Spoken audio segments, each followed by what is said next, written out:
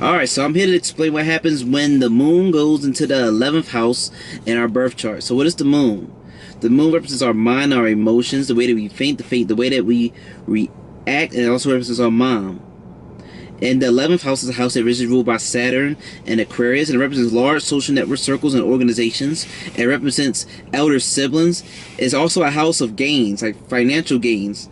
And it's the house that deals with the biggest and largest amounts of financial gains and wealth, because it represents large social network circles and large organizations. So it just represents large amounts of wealth. And that in this house also shows you why Saturn isn't so bad of a planet, because it rules this house originally that deals with wealth.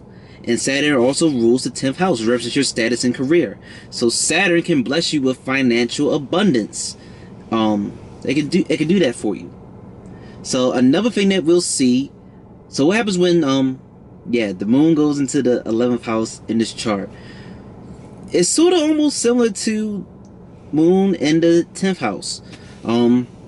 Here, someone could probably make financial gains through their mother, because this is a house of big wealth and big gains.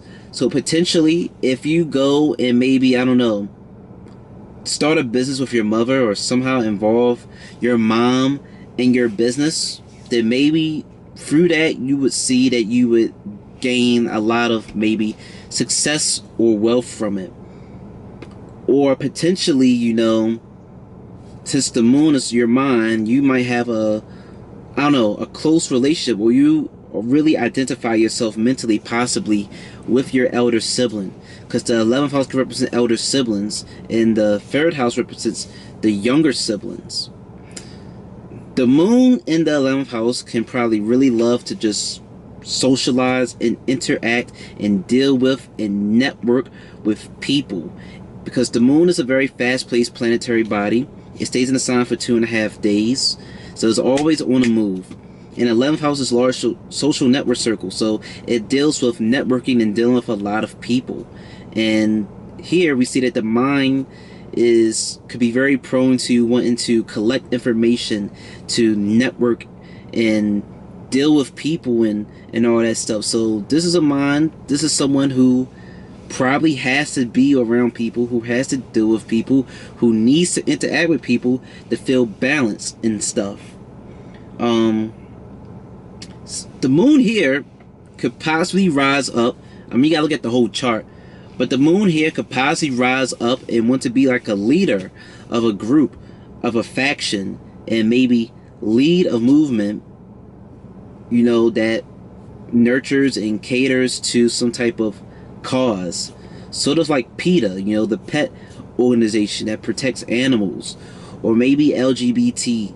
You want to maybe be a part of a group or lead a group that is going to, nurture and benefit a cause or a group of people or things. Because you see, with this house originally being ruled by Aquarius, Aquarius is this revolutionary, innovative, forward-thinking sign. It's a leader.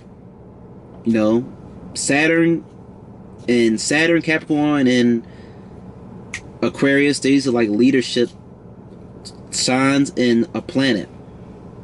And think of the 11th house as sort of like, the best examples I can really come up with is like Malcolm X, Martin Luther King, or on the negative drastic side like Hitler, or the head of a KKK, Ku Klux Klan organization. Is someone, the Aquarius person in the 11th house, they are rallying and gathering a group of like-minded people, and they are leading them because they're leading them for a cause, and they believe that the cause that they are leading them for is a righteous reason, So here with the moon being in this house, a person could be inclined to want to, like I said, be a part of a group, lead a group, help a group, lead a movement for whatever their own righteous cause might be, whether it's good or bad. That is what you would want to do. Because you see, Aquarius, it's the water bearer. And even though it's an air sign, and it's got the title of water bearer, the water is symbolic of consciousness and waking up the masses and waking up waking up groups of people with the truth, with the knowledge, and all that good stuff. So your mind can sort of be leaned towards that stuff, but all of that will greatly depend on looking at your whole chart, and more importantly, looking at the sign that your moon is in.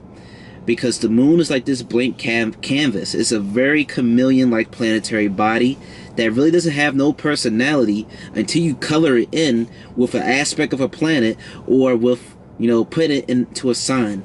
Then you'll be able to tell a lot about what this moon might be able to do. But yes, ultimately, your mother or mother-like figure, she might have some type of role to play in some way, somehow in your life, when it comes to you amassing and acquiring a lot of maybe financial abundance and gains. But like I said, all that depends on, you know, the Lord of the 11th house, what's aspecting the 11th house, and just looking at the chart in general. But one last thing, your mother could be someone who was in a position or was part of a bunch of groups, you know, part of a bunch of groups, part of a bunch of causes, or was very motherly and nurturing to the masses and wanted to be with the people and take care of the people, or she was someone who was extremely social and just very involved with groups and organizations. Those are one of the possible things that your mother could have been, with the moon being in the 11th house. And that's all I got for you when it comes to the moon being in the 11th house. I hope this gave you great clarity and insight on what happens when the moon goes into the 11th house in your birth chart. And thank you for watching.